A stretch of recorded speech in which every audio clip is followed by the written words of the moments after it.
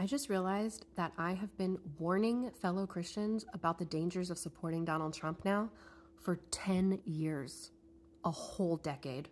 And when I started back in 2015, when he was in the primary, I was a diehard Republican.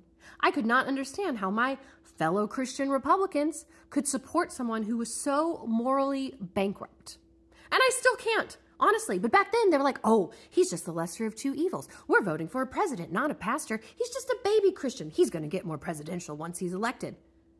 None of that was true. He has only gotten worse. He incited an insurrection. He's now a convicted felon. We just like to forget about that part. His administration is kidnapping people off the street. They're trying to get rid of habeas corpus, which means that would give them the right to just arrest anybody without having to give any reason to it whatsoever, all in the name of law and order. When, in the meantime, they've stopped all the refugee programs for all countries except for a few white South Africans. This administration is rooted in white supremacy. They are ripping babies away from mothers because they dared not be born here.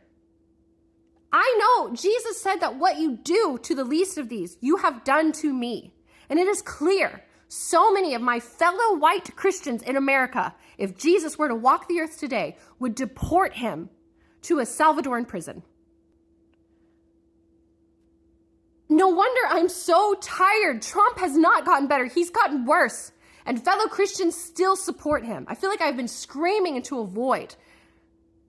We have allowed an authoritarian man to take control of this country in the name of making America Christian. When Jesus said, lay down your weapons, love your enemies, love your neighbors, it was about radical love. And we are inflicting oppression.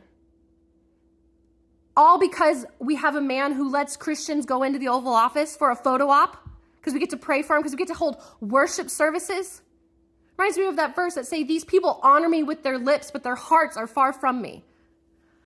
If people are flocking to leave evangelical churches right now, it's not because they want to sin or because Satan's leading them astray. It's because white evangelicals have chosen to support the most antichrist president we've ever had while professing to love Jesus. That's why. Because they're whitewashed tombs and hypocrites.